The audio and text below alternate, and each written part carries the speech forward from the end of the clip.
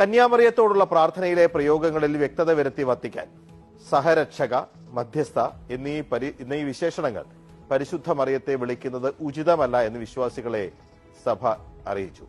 എല്ലാ കൃപകളുടെയും മധ്യസ്ഥ എന്ന വിശേഷണം ഒഴിവാക്കണം.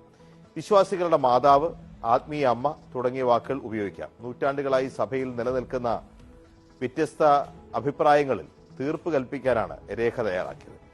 നിമ്മി മരിയ ജോസ് വിവരങ്ങളുമായി തത്സമയം ചേരുന്നുണ്ട്. നിമ്മി, ഒരു ഏകരക്ഷകൻ, മാതാവ് എന്നുള്ള സങ്കല്പത്തെ ഒരു രക്ഷക രൂപമായി വാഴ്ത്തേണ്ടതില്ല, ആരാധിക്കേണ്ടതില്ല, വിശേഷിപ്പിക്കേണ്ടതില്ല എന്നൊരു സ്പഷ്ടീകരണം ഇപ്പോൾ വരുന്നത് എന്ത് പശ്ചാത്തലത്തിലാണ്? എന്തായിരിക്കും അതിന്റെ ഇമ്പാക്ട്?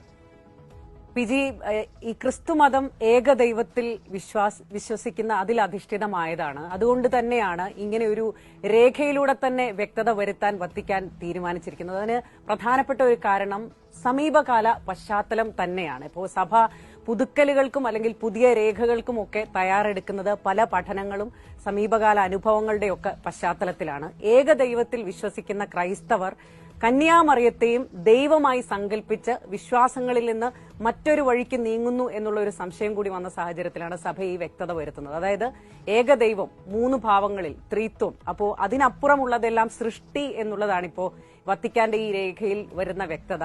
ഈ ക്രിസ്തുവിനെ സംബന്ധിച്ചിടത്തോളം മാതാവും